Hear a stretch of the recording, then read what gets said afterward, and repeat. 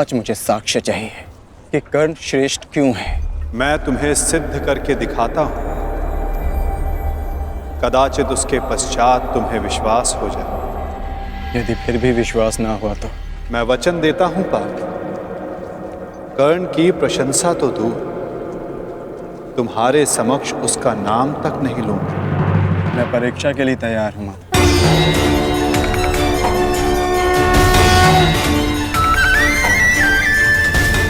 उन दो पर्वतों को देख सकते हो पार्थ?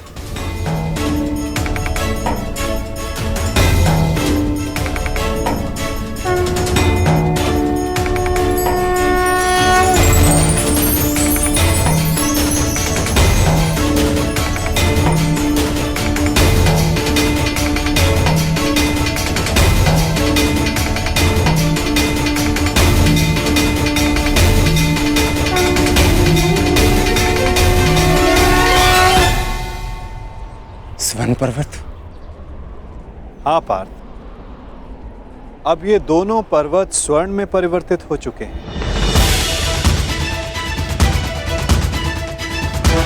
अति सुंदर।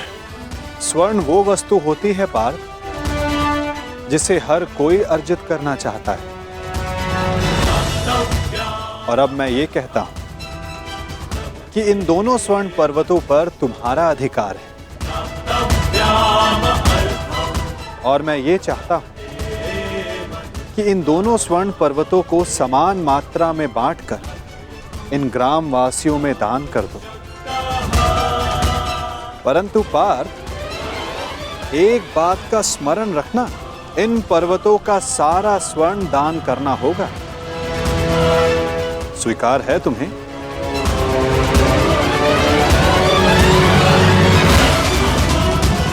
मुझे स्वीकार।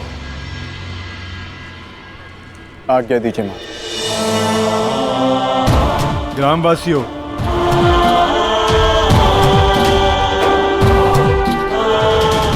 मैं पांडु पुत्र अर्जुन ये घोषणा करता हूं, ये दोनों स्वर्ण मेरु समान मात्रा में विभाजित करके आप सबको दान में दिए जाएंगे।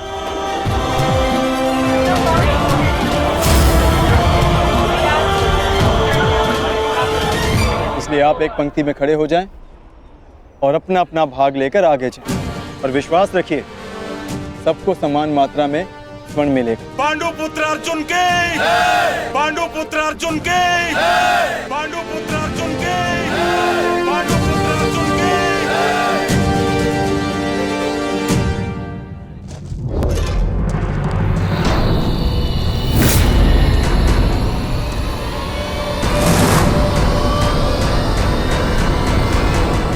ये क्या है पुत्र? अब कौन सी समस्या उठा लाए अपने कंधे पर? हाँ बार्बरिक, कौन है ये? और इनकी ये दशा किसने की? चिंता ना करो माता, ये केवल मूर्छित ही हुए हैं। परंतु कैसे? बस ये मुझे चुनौती देने की भूल कर बैठे। मुख से तो ये मूर्ख नहीं लगते, पर कार्य मूर्खों वाला कर बैठे।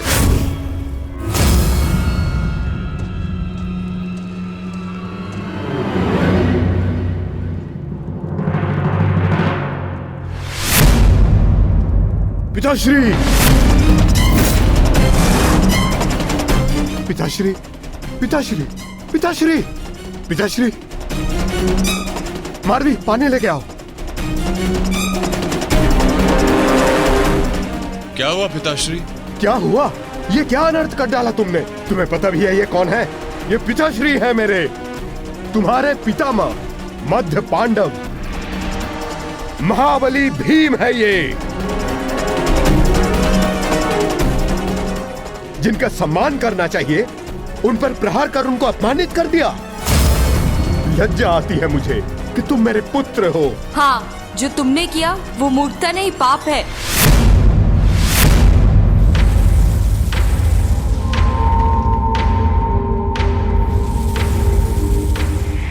रुको।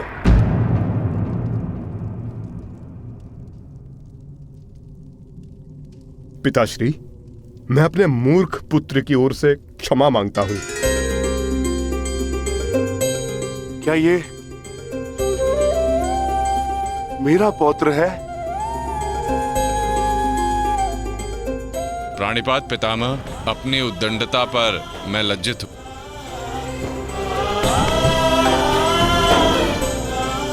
और मैं गर्वित हूं कि तुम मेरे पौत्र हो।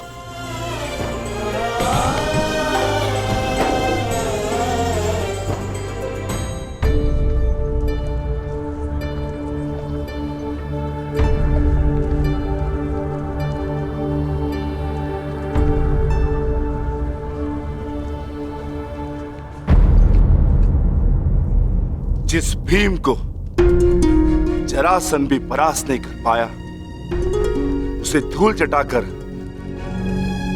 बार्बरिक ने यह सिद्ध कर दिया वो कुशल योद्धा है। मैं बहुत प्रसन्न हूं ये जानकर कि तुम्हारी धमनियों में मेरा रक्त बह रहा है। जीते रहो पुत्र। आज बहुत समय के पश्चात तुमसे द्वंद्व करके मुझे बहुत आनंद आ गया। परंतु पिताश्री, आपके यहां आने का प्रयोजन क्या था? प्रयोजन है पुत्र, और वो प्रयोजन तुम्हें और बार्बरिक को सिद्ध करना होगा। आदेश दीजिए पिताश्री।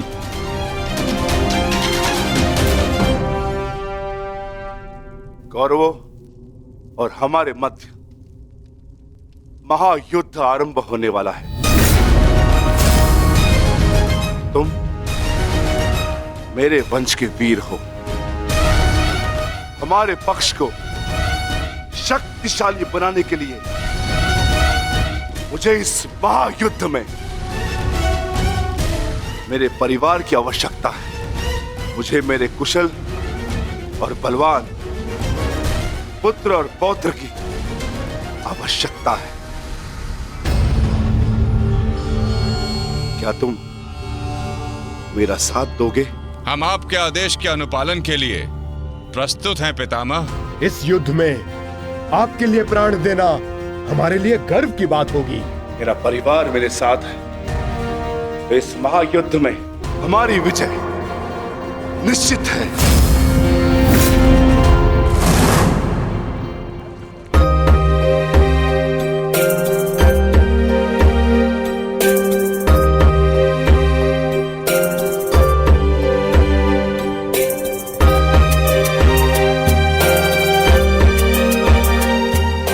ये लोग तो पहले भी अपने भाग का स्वर्ण ले चुके हैं।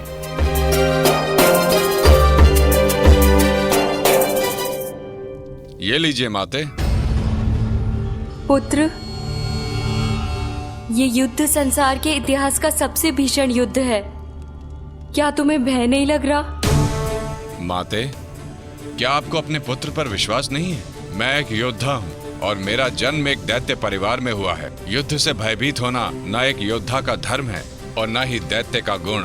आपके पुत्र का कौशल युद्ध में निसंदेह महत्वपूर्ण साबित होगा। मैं नहीं जानता कि कौन उचित है और कौन अनुचित, कौन दोषी और कौन पीड़ित। मैं युद्ध लड़ूंगा तो केवल न्याय के लिए। अपने रण कौशल, प्रतिभा और साहस से सबको आश्चर्यचकित कर देगा आपका पुत्र। मुझे तुम पर गर्व है पुत्र। मैंने स्वयं को वचन दिया है माते कि युद्ध में मैं निर्बल पक्ष की ओर से ही लड़ूंगा। चलें पुत्र। अवश्य पिताश्री।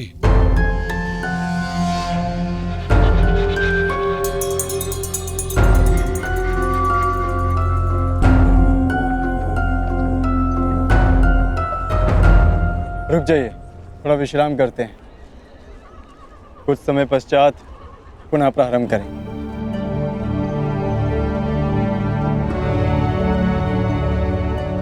क्षमा चाहता हूँ माधव, परंतु मैं ये जानना चाहता हूँ कि आपकी ये परीक्षा कब समाप्त होगी।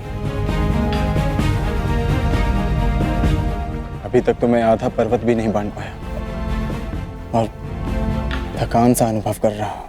पार्थ, अभी तो तुम्हारी परीक्षा का आरंभ हुआ है और तुम इतना शीघ्र थक गए। थक तो मैं गया ही हूँ माधव, परंतु पराजय स्वीकार नहीं करूंगा। क्षमा चाहता हूं माता, परंतु अभी तक मुझे आपकी इस परीक्षा में आपका उद्देश्य समझ नहीं आया। ठीक है पार्थ, मैं तुम्हें अपना उद्देश्य बताता हूं। इस कहानी का दूसरा कोण तुम्हारे समक्ष लाता हूं। अब तुम्हें स्वर्ण नहीं बांटना है, बस यहां खड़े रहकर जो कुछ भी घटित होगा उसका साक्षी बनना है।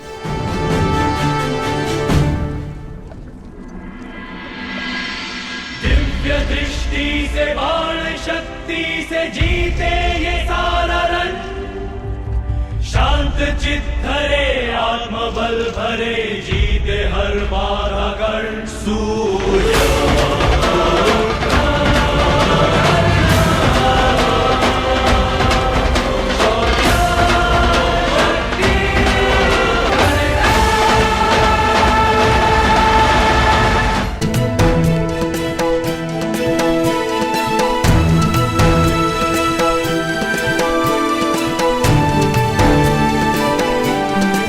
प्रणिपात वासुदेव।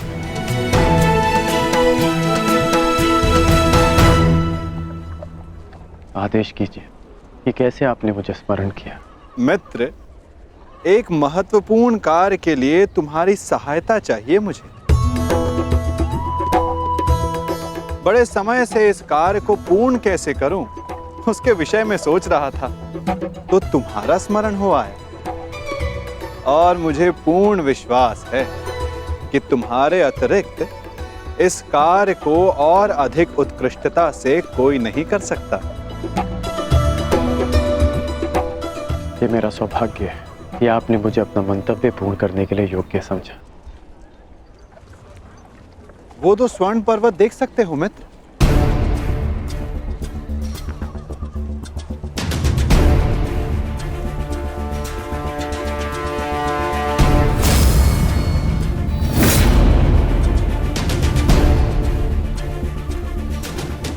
अब इन स्वर्ण पर्वतों पर तुम्हारा अधिकार है, और मैं चाहता हूं कि इन स्वर्ण पर्वतों को तुम समान मात्रा में बांटकर इन ग्राम वासियों में दान कर दो। परंतु एक बात का स्मरण रखना मित्र, इन दोनों स्वर्ण पर्वतों का सारा स्वर्ण दान करना होगा। जो आदेश वासुदेव।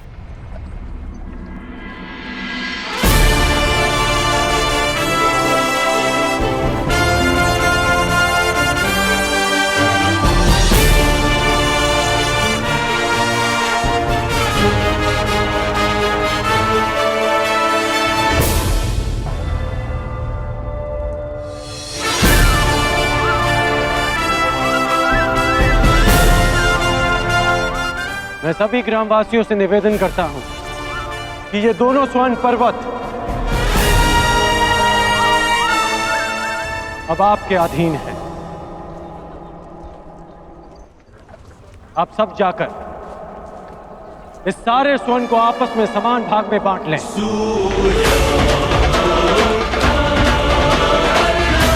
जाइए।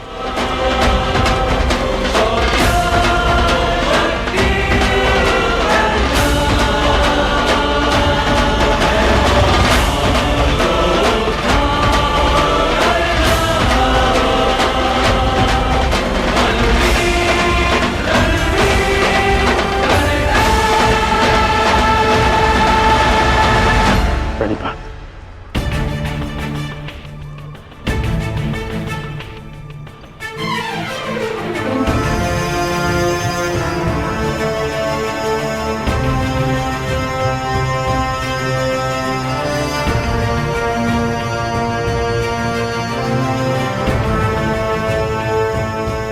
तुम्हें ये स्वर्ण इन ग्राम वासियों में बांटना था,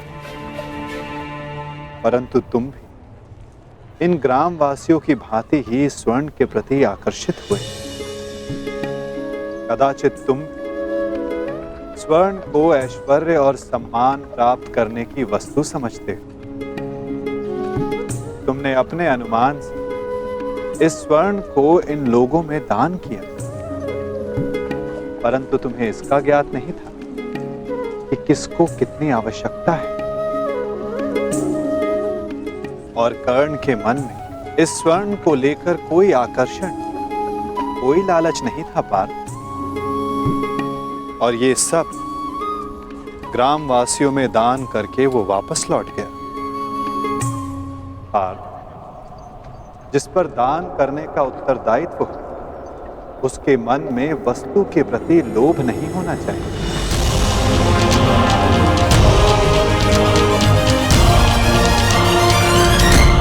तुम्हारे मन में ये इच्छा थी कि तुम्हारा न्याय पूर्वक ये स्वर्ण दान करने के लिए ये लोग तुम्हारी प्रशंसा करें।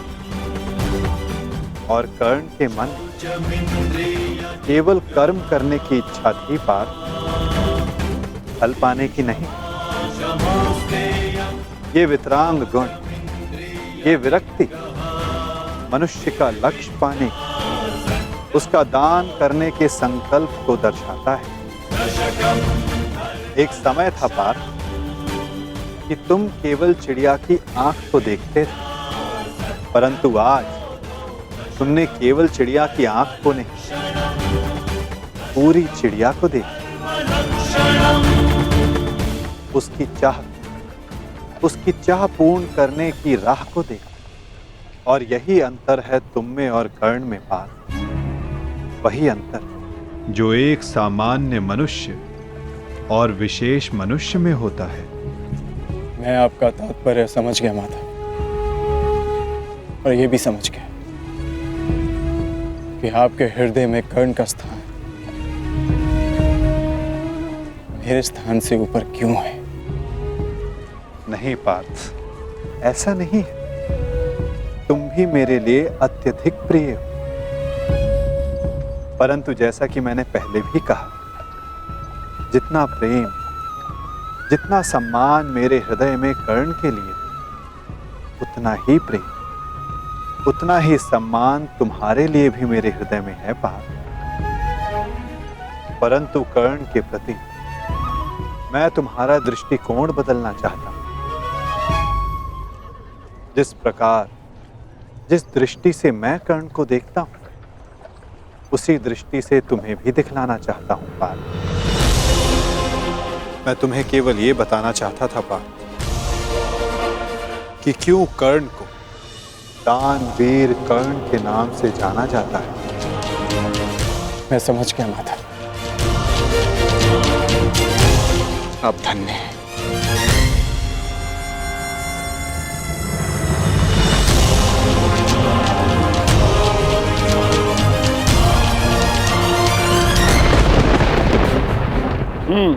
बड़ा दानवीर है ये कर्ण वासुदेव। आपकी परीक्षा तो पूर्ण हो गई, अब मेरी बारी। अब मैं बताऊंगा कि दानवीर होने के नाम पर कितना बड़ा ढोंग कर रहा है ये कर्ण। अब केवल अर्जुन को ही नहीं, पूरे संसार को ज्ञात होगा ये सूर्यपुत्र कर्ण कितना महान दानवीर है।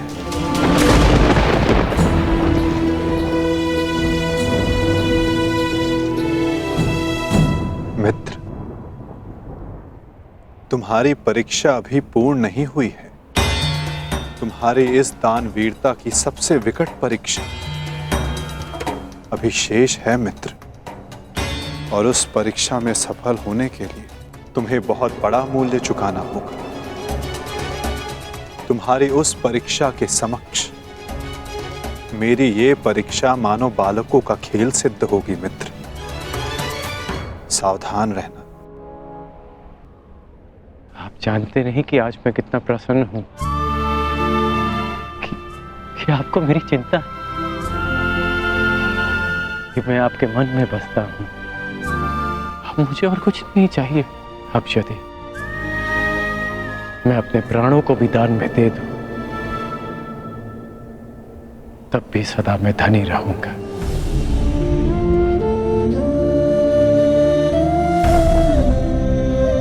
बड़ी बात वासुदेव।